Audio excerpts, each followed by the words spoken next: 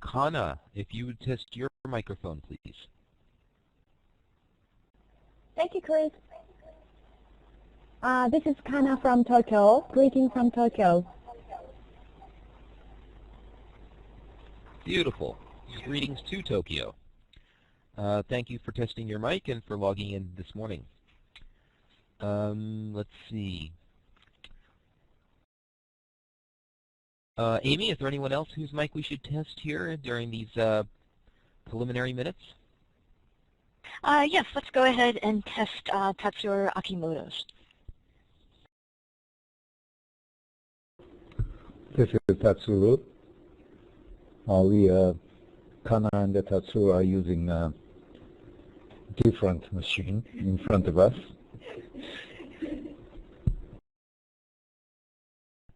All right, lovely. You sound great as well, Akimoto. Thank you. Thanks to our presenters here for testing the microphones. I think things sound pretty good. And again, I'm going to wait a couple of minutes for some additional participants to join us before I begin my orientation. Thank you for your patience.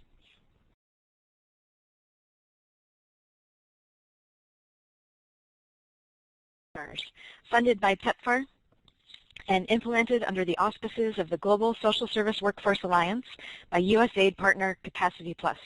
I am Amy Duss, the coordinator of the Alliance. Today's session will provide us an opportunity to discuss higher-level degree programs and the way in which they're preparing the social service workforce to do their jobs.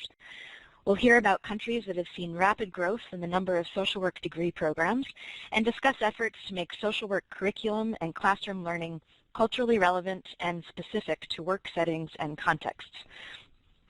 We offer this session today recognizing that higher education is not necessary for every job in the social service workforce. For example, community-level workers, an important component of the overall social service workforce, often carry out their job duties with training that lasts anywhere from 2 weeks to 18 months.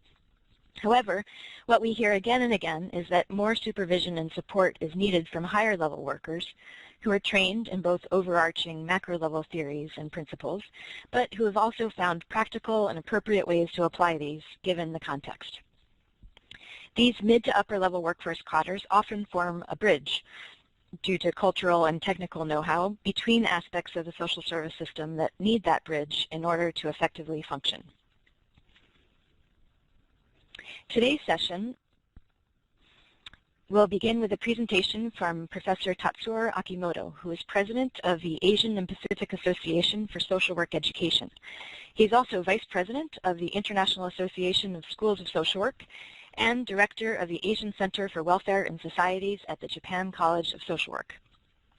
His fields of interest are international social work and labor social work, including employment and unemployment, labor conditions, and labor relations, particularly in the U.S. He once worked for ILO as an employment promotion expert. And given the current time in Japan, we're especially appreciative of his being with us today. Today's session will also feature presentations by Dr. Rebecca Davis from Rutgers University in the U.S.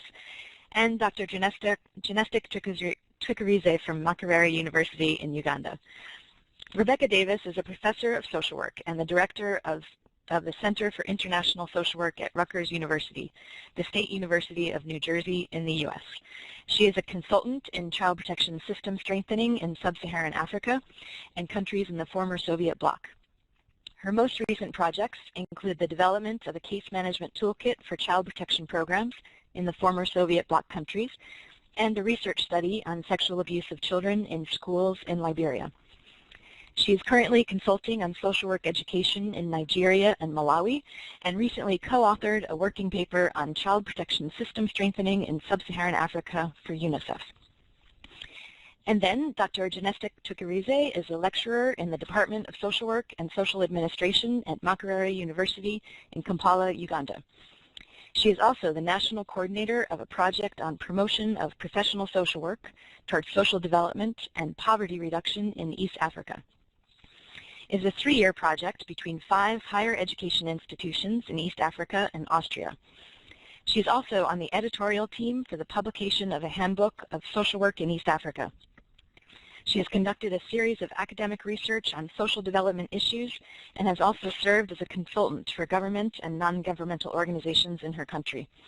Her most recent study was on the role of social work in poverty reduction and the realization of the Millennium Development Goals in Uganda. As noted, this is the 7th webinar in our series. We launched our webinar series over a year ago with a session on lessons learned from the global healthcare workforce, followed by this series that you see on the slide here, and wrapping up with the last one on mapping child protection systems and the workforce. I would just like to note here that the summaries and PowerPoints and a recording from each session can be found on ovcsupport.net, where we also post information about this session and future sessions. For those of you who are unfamiliar with ovcsupport.net, please note that the website includes a range of resources and information on social service workforce strengthening initiatives, as well as more information on programming for vulnerable children. Unfortunately, these resources are almost exclusively in English right now. This webinar will also be held only in English. However, we're eager to increase the number of documents posted in other languages.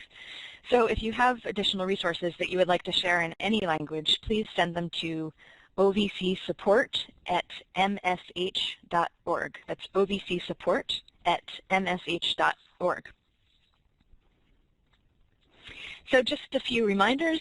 Today, while our presenters are speaking, feel free to write questions or comments in the chat window throughout the webinar.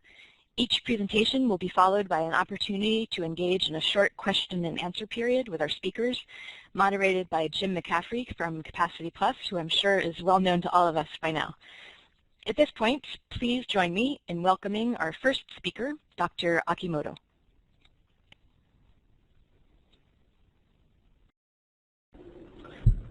I'm Tatsuru Akimoto. Some people called me Amokito, Mosquito, or Ajinomoto, but my real name is Akimoto.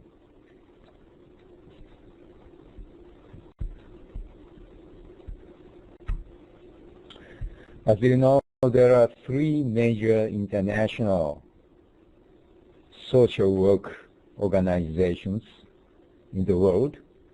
One is IFSW, International Federation of Social Workers. 2, IASSW, International Association of Schools of Social Work. It's an educational organization. ICSW, International Council on Social Welfare. It's a more policy-oriented organization. There are 5 regional social work education organizations, associations around IASSW. Those 5 organizations are independent of IASSW, but we are so-called sister organizations or brother organizations.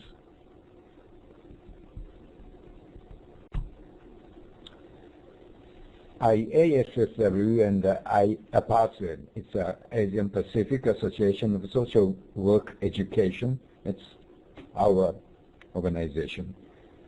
Those 2 organizations share the same mission, purposes, roles.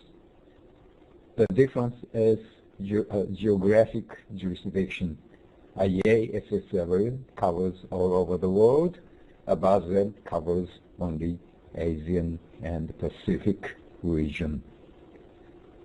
Our real mission is, of course, promotion of social work education. The keyword is exchange. Exchange of information, experience, knowledge, theories, researches, human resources, and hopefully money too.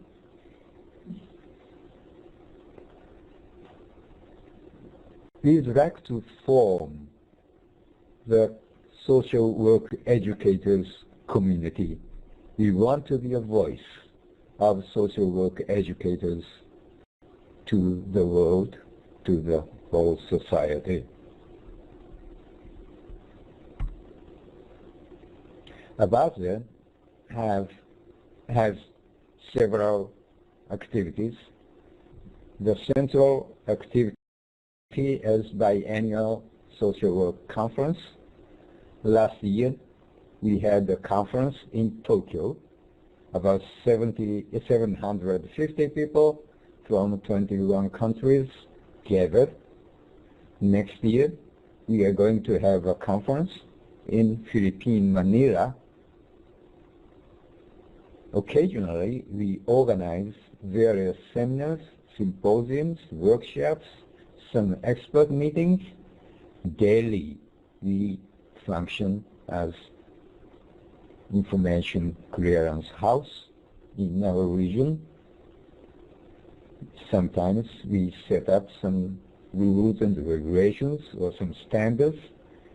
We often provide consultation and advice services to our members as well as non-members.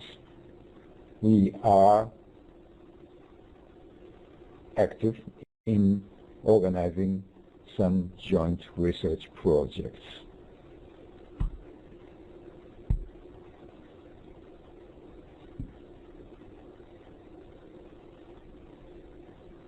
Please don't ask what is the situation in Asian or Asian Pacific. That's a very broad region. We have about 65 countries and regions.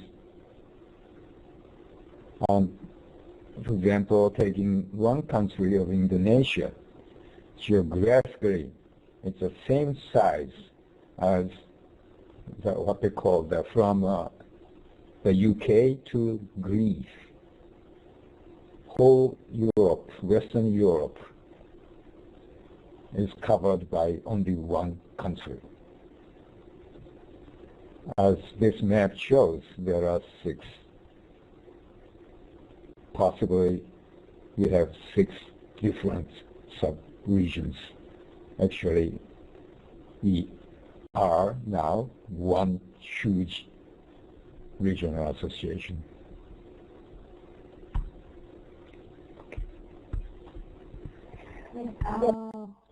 This table shows the social work program in Asia and the Pacific. Japan, there are 163 programs, Korea 230, and so on. The data is from the APASWE's internal data, and they are the tentative data now, so we have only limited information on social work program in some countries.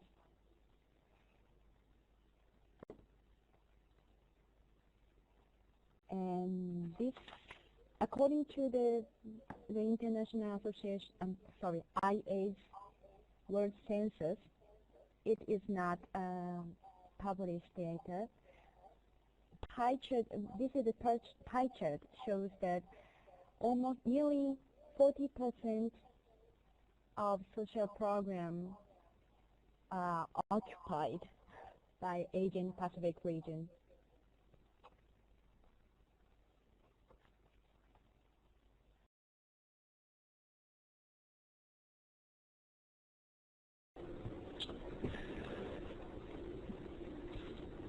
We have a homework from the organizer of this webinar. 1, why did this region develop so quickly? 2, what are challenges and problems in front of us at this moment? Again, it's very difficult to answer because each country has different reasons, conditions, and situations. But just I'll tell some of them. Of course, the baseline for the development of programs is unfortunately maybe the existence of difficult, huge scale of difficulties and needs of people's lives and a lot of social problems. In our region, rapid industrialization and urbanization have been going as now they are enjoying that whole process. A lot of migration within and between countries. Unfortunately, wars and internal conflicts, as well as in other regions, a lot of what we call refugees. Demographic factors is very predominant in some countries, aging population, for example, and some countries developed some programs. Because of that development of social programs, we had to increase the huge number of social workers.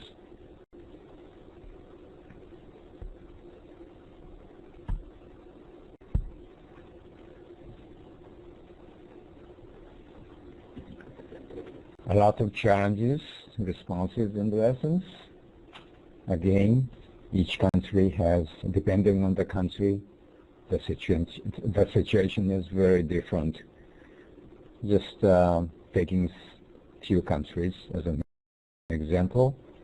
Japan, because of a huge aging population now, more than 25% of population are now older than 65 years old, and we developed care insurance.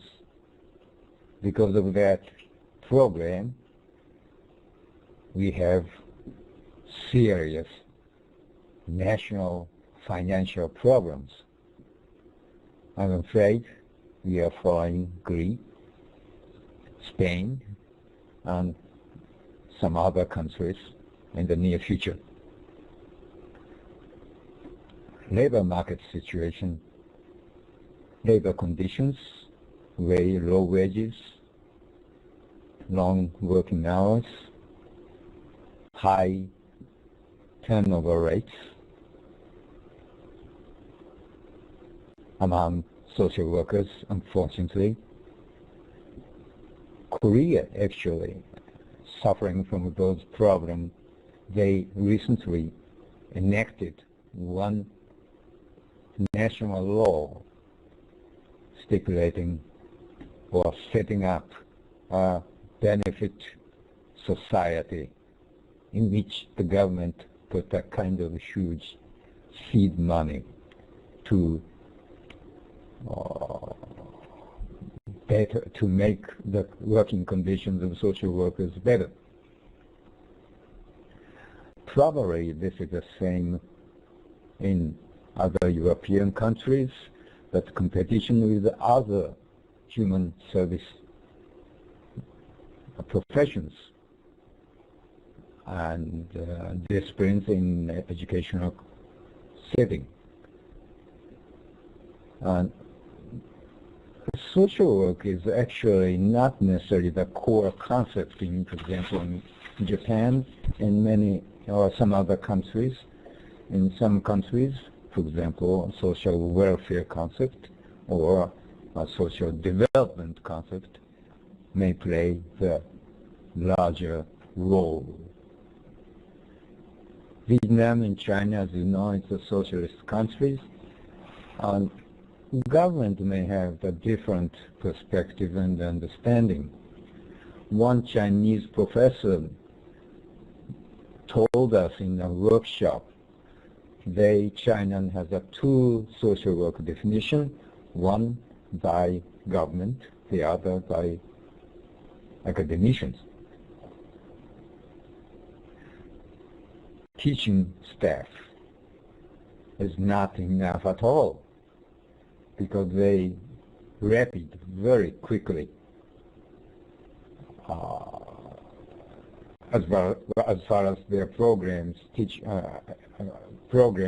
concerned. they need a lot of staff, teaching staff at this moment.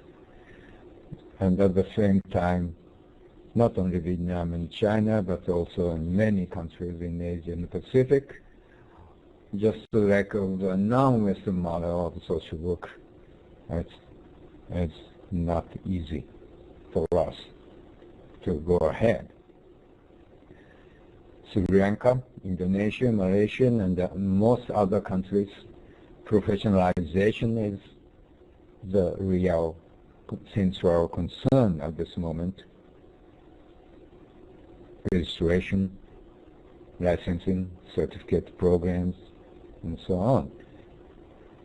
For example, Sri Lanka invited me, the president of APASWE, to persuade, in a sense, their government to develop professional programs.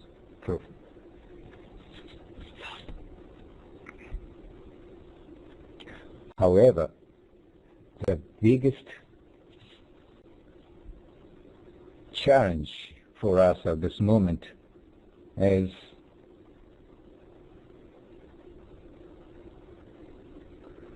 maybe the present social work in the world itself, or maybe professionalism itself.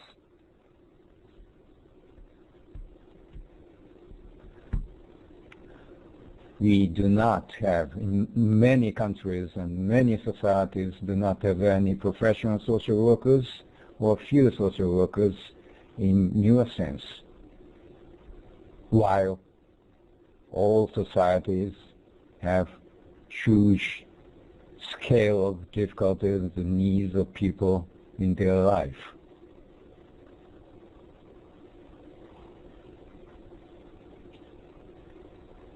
Without professional social workers, each society has to take care of those issues. All societies have been taking care of those problems in the whole history. We have been engaged in functional alternative research to overcome the present social work in the world. Thank you very much.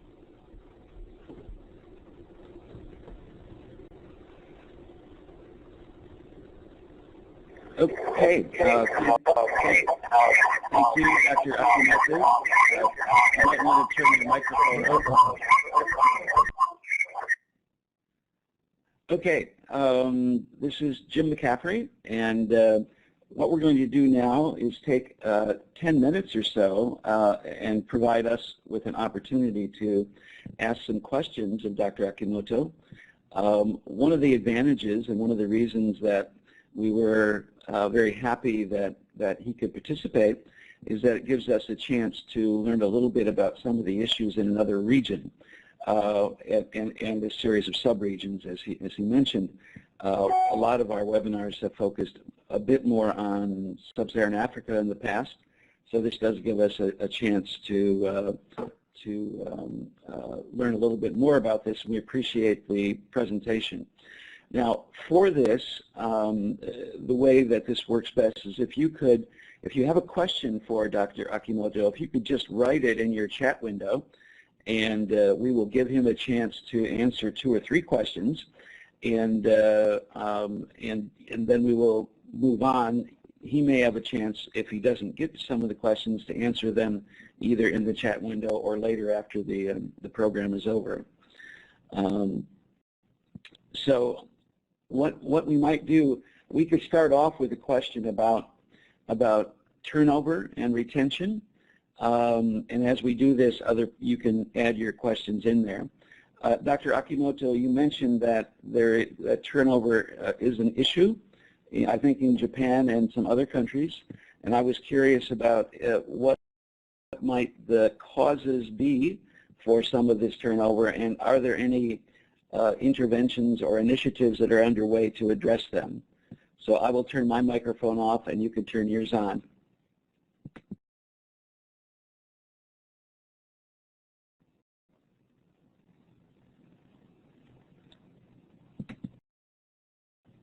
Okay, Dr. Akimoto, do you want to? Sorry, there was some sign on the board over there. Okay. The major reason, again, it depends on the country. But for example, let me see. In Japan, as I said, working condition is not good enough. And not only young people, but also senior people, old people are not necessarily satisfied with their working conditions, including that so-called, what they call, they are not stable position. That's not only in this field, but also in some other employment field. A lot of so-called irregular positions, contract workers, which means a 2-year, 3-year contract, not permanent workers, and working, as I said, wage and salaries are not necessarily good, and they are ready to leave, even if they are interested in working for social work. That's, as I said, again, as I said, in the case of Korea, they seem to have the similar difficulty, and they enacted one national law to provide better benefits to social workers, and the program just started.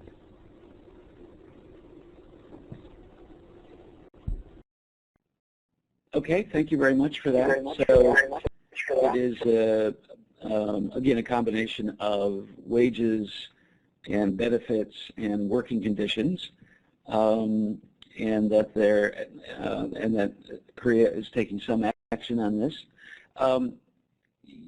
We did have a question, one more question from the UNICEF Lesotho group, and the question is, could you elaborate a bit on the government versus the academic definition of social work?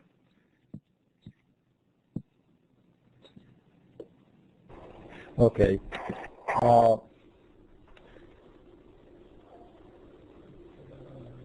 Generally speaking, or at least one Chinese representative academician told us that academicians' definitions seem to be relatively close to present understanding of social work, including the Western societies, which means they are ready to be close enough to the present, for example, international definition. Of course, there are a lot of discussion within China and within our region about that present definition, but anyway, it's relatively close. But the government understand social work as a kind of what you call not machine, not it's not tool. He did not use that word, but to implement the national social policies, social programs. They are the people to implement and execute to those national programs. That's a major.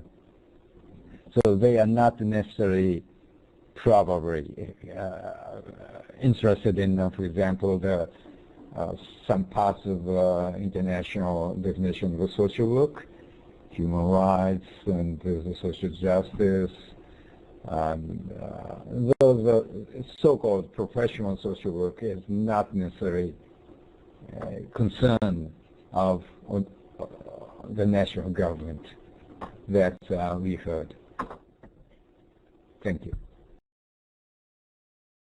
Okay, thank you, Dr. Akimoto. Just one more question. There are other questions coming in. We'll just take the one that came about, I think it is about trying to motivate people to join, to engage in education and training to become social workers.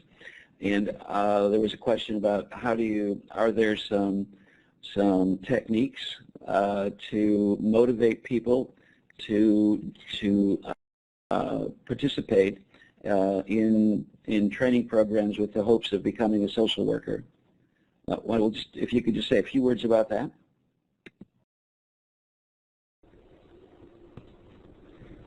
Wow, it's a difficult question, and depending on the country, the situation is very different. But in some and many countries, the higher education level, what the percentage of people who go to higher education is very limited.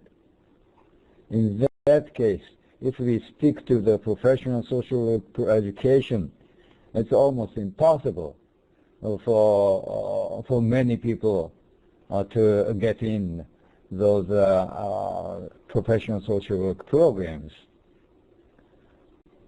And in some so-called, I don't like this word, but so-called developed countries, maybe, if overwhelming majority of people, young people, go to the college level education, then social work is not necessarily the first and second and the third choice because of the working condition, as I said, was not necessarily satisfactory. So it's actually not very,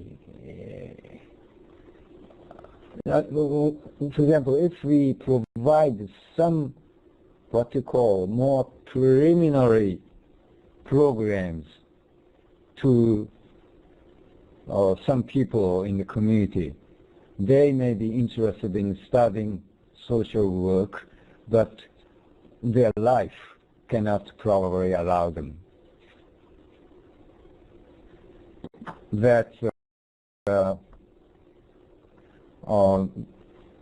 so in some countries there are some what a provision of financial assistance, or in some countries the working conditions of social workers to themselves must be heightened. That's what we felt so far. Thank you.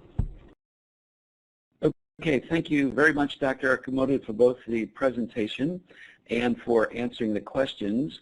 And we kind of recognize the difficult task we gave you in trying to talk about and summarize as diverse a region and the sub-regions and the very different countries that are in it. So we appreciate your perseverance in helping to answer the questions and being thoughtful about them. There are other questions that may appear in the chat box, Dr. Akimoto, and if you want, you can write responses to those, or we can take a look at it later. But now we're going to go ahead onto the second presentation, which is by Rebecca Davis, and looks at social work as a global profession and some of the issues that are involved with it. So I'm going to hand it over to Rebecca, who's coming to us from Nairobi at this point in time. Thank you, Jim. And I want to follow up Dr. Akimoto's presentation on some of the global and regional initiatives and activities by highlighting some of the concepts and practical approaches for bridging the local and global divide, but staying within the framework of social work as a global profession. So I have 4 topics I want to cover. First, an overview of global definitions and concepts that are common to the social work profession. 2 conceptual models that bridge the local-global divide and support indigenization of practice. Third, the role of field education in localizing global values, concepts, and standards. And fourth, the practical approaches for teaching social workers, and I focus on students, in how to translate the global into the local.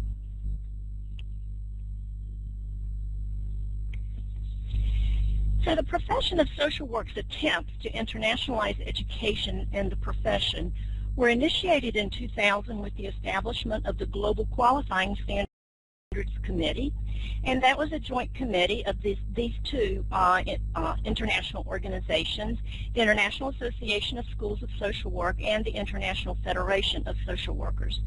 This resulted in the adoption of the global standards for the education and training of the social work profession in 2004. But I specifically want to point out that the definition was not and is not meant to be, and I quote, finite and static, end of quote. The committee called for, and again I quote, continued critical assessment of its relevance, end of quote, for respective national and local realities. But my comments are going to focus on that part of the definition that I think parallels the indigenization of knowledge and practice. So overall, based on the global definition, the social work profession promotes social change, problem-solving in human relationships, and the empowerment and liberation of people to enhance well-being. Utilizing theories of human behavior and social systems, social work intervenes at the points where people interact with their environments. Principles of human rights and social justice are fundamental to social work. It is inclusive, but at the same time, it reflects the need for local translation. And I think this is key, and this is what I tend to focus on, is that social work intervenes at the points where people interact with their environments. And this can only be done at the local relationship level. This definition, the global definition, is consistent with the person and environment framework, which is a key problem-solving approach that we teach in social work. So based on the person and environment model, as well as the global definition, social work intervenes at points where people interact with their environments. So translated, this means that social work itself is the nexus, or the center, or the interface of the focus between people and their environments, with special attention on people in vulnerable situations. Now I use environments because that includes the psychological, social, cultural, political, and physical environments. So we may talk about access to clean water or involvement in the political process. Also, this broad approach to environments supports the dual focus on the individual and family, but also within the local and global political, social, economic, and physical structures. So basically, this reinforces the importance of collective decision-making processes and methods in social work practice. Another important characteristic of social work is that it is contextual or context-bound. It is embedded in the laws, policies, and practices that define social welfare and protection. It is also embedded in the political, social, and cultural structures that define human relationships and community.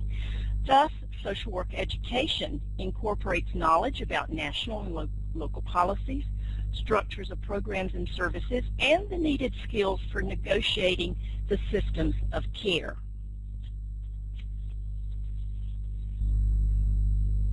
Some authors suggest that the problem in social work is not necessarily the application of global concepts, theories, and standard practices, but what some have called the misapplication of concepts and theories to programs and practices.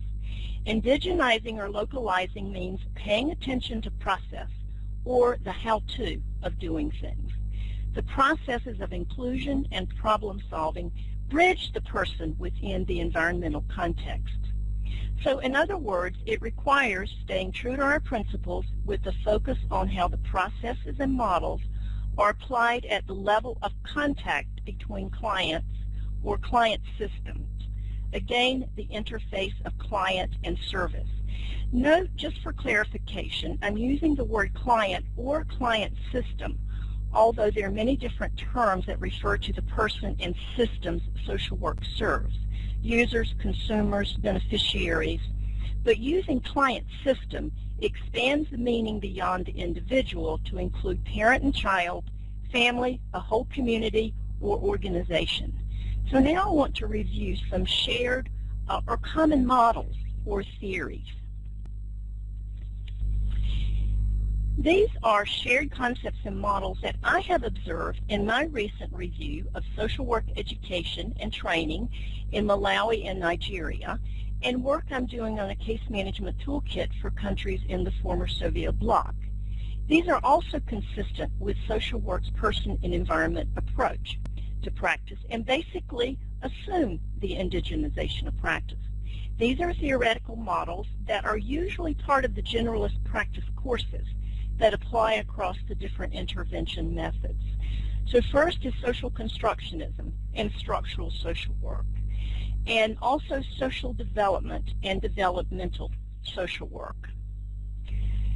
So first, in social constructionism, human vulnerability and social problems are social constructions with many different realities. For example, there are multiple realities on the definition of a child, of a family, need, poverty, as well as social work. Next, structures are intended to be understood as sets of narratives or stories and their related socio-cultural and local interactions that have persisted over time, and often their meanings become institutionalized, such as orphan, disabled. So in practice, based on the principles of structural social work, the social worker first explores environmental factors and then later personal individual factors. And this is very different from the remedial and individual psychological models that emphasize individual pathology. This is always a question on my students' exams. Also, structural social work supports the application of collective practice methods that bring about change through advocacy, family and group work, community organizing, and organizational change. So change comes by shifting power and the social construction or meanings of our labels or words we use: child, family, need, problem, and also how we frame solutions and we define our outcomes. So now let's look at social development. Social development refers to a qualitative change in the structure and functioning of a society that helps a society better realize its goals and objectives. It facilitates and supports rather than prescribes. It also requires tangible investments that facilitate participation in community life, and this also includes child participation. So tangible investments include many things, but examples might be job training, employment, child care, literacy classes, micro-enterprise initiatives, and asset savings. And the application of social development in practice requires competencies in advocacy, community development, and organizational change. In many parts of sub-Saharan Africa, the social development model is applied to social work, and it's called developmental social work. This supports a mutually inclusive approach to universalism and relativism, and also it supports social justice and equality outcomes. So to operationalize these models, I think we have to teach social workers and social work students how to contextualize the global principles. Field education provides the opportunity for teaching and learning how to indigenize global concepts, values, and standards. It brings to life all of those theories and words and these are some practical approaches that I use. So access descriptive information on the local reality through the gray literature. This is the literature that's not published in peer-reviewed journals and books, but although in my experience, peers do review it. And the other plus is that it is open access, available on the web, and often written by those who do publish. And often it is also more in a practical language. So examples that I've seen from the Malawi curriculum include documents like the National Plan of Action for Orphans and Vulnerable Children, the Poverty Reduction Strategies Making a Difference, Fighting Poverty in Africa, Malawi's Growth and Development Strategy, as well as UN documents that are specific to Malawi or to other countries or the region. So another example is bring the field to the classroom. Social work education is a professional education. So it lends itself to actually recruiting students from those already practicing in the field, but may not have the professional education.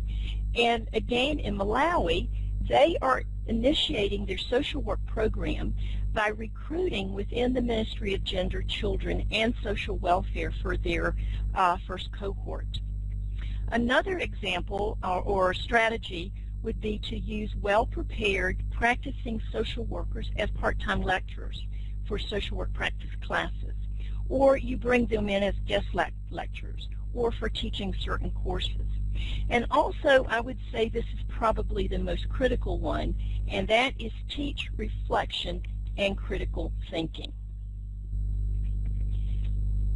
Reflection and critical thinking, and this is what I call the so what of social work. And here are some examples of what I use. In class and on written exam or assignments, including exams, I use questions that specifically ask for practical applications. For example, what are the key principles of social development? Now, you describe how it is applied or how you've applied it in at least 2 examples, but from your own experience. Also, how is it not applied? Another example is stating a principle and then asking how it is applied in a specific case, such as a principle of social work is working as equal partner with the client. How do you experience this in your field practice? Identify several conditions that contribute to inequalities in the social work client relationship.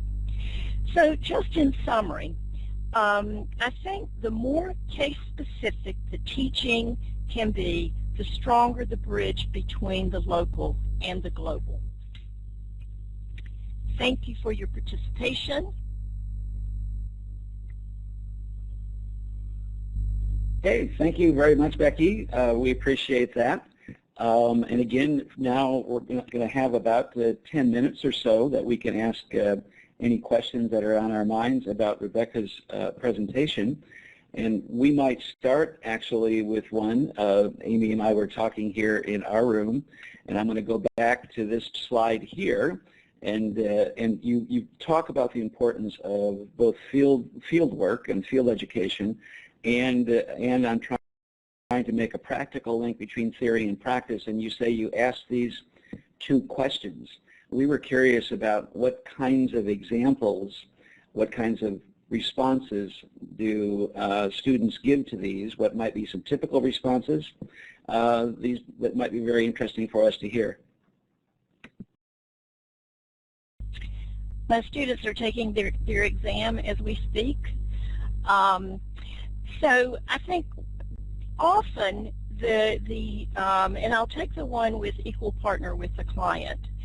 often what will come out is not so much their relationship with the client, but often it has to do with systemic issues. So it has to do with the fact that a client may not be able to get to an office to see somebody because they have child care issues, they can't, they don't have transportation. Other things is that within the hierarchical structures, sometimes there are decisions that are made by a supervisor that are more procedural, they're bureaucratic. So often, I say sometimes, social workers feel very disempowered in being able to actually engage the client or the group or the individuals they're working with as equal partners.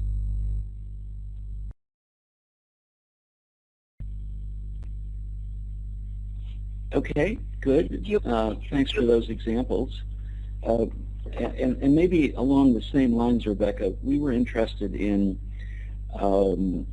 you stressed the importance of field work and of good field work components in social work education, and yet in many countries the field education component is very weak.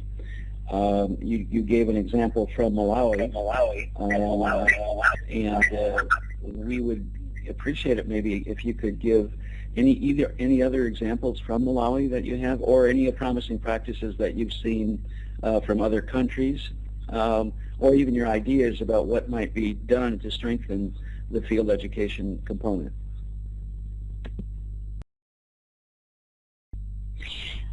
I will say that there's an interesting article that is in one of the International Social Work journals that I remember, that it's hard to have a strong field education without a field, and I think those two go hand in hand. In fact, I think that in my experience that you can use field education and the linkage between the academic world with the field as a way to actually build particularly the role of supervision, because the role of supervision is very important, not only in field education, but within the field setting.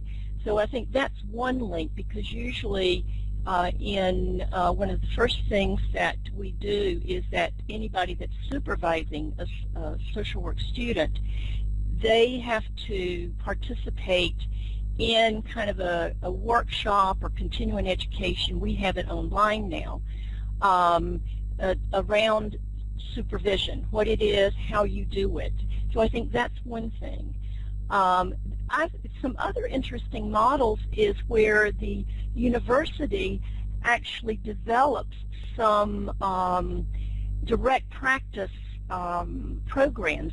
In Mexico, the university runs their own health clinics, and they run their health clinics as training sites.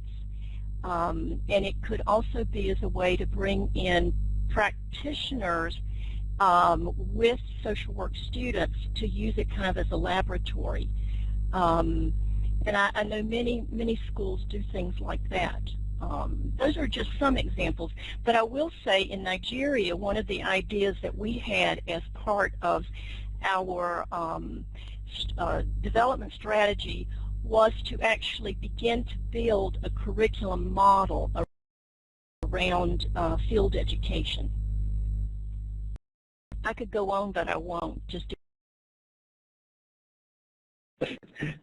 Thank you very much. Yeah, no, but it is such a critical piece of it that the ideas that you raised were very helpful, and there may be ways to continue this kind of discussion via ovcsupport.net after the webinar is over.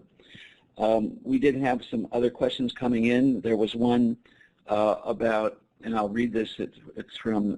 It basically says, do you have any thoughts for mobilizing teaching professionals or lecturers in contexts where social work is still an emerging professional field, e.g. the lack of trained, qualified local social workers. So any thoughts about that particular question?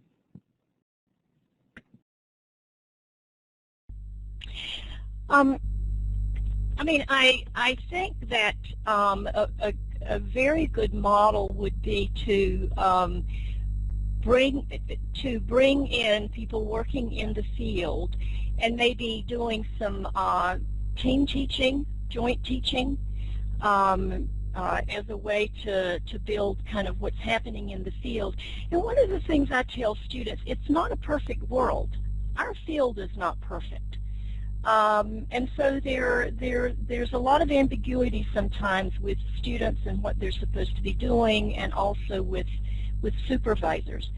So I think bringing in and actually having discussions about some of those gaps in services, some of the problems, as well as, you know, some of the successes. The other is, and this is what we do, because I serve as kind of the lead professor for what we have is a large number of adjunct professors, probably about 25 for the course I'm teaching. And I actually develop some of the PowerPoints, the case studies. I develop the curriculum, and then they take it and use it, and I work with them kind of mentoring back and forth. So there really is a give and take, I think, that has to take place. We have some other questions coming in. We probably have time for one more.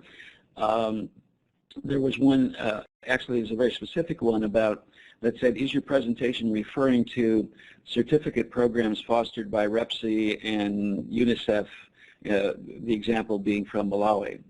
I think you were talking more broadly than that, but maybe you could say a few words about that question. Yes, I will say that REPSI and UNICEF and the work that they've done has really set the framework for the development of the Bachelor Social Work program. Somebody's got their, okay. So the certificate programs, the diploma programs, they're all very important, and we need all of those levels as part of the workforce. But those they serve a foundation, and we are using, I know we are using some of the work that UNICEF has done as well in the development of the curriculum.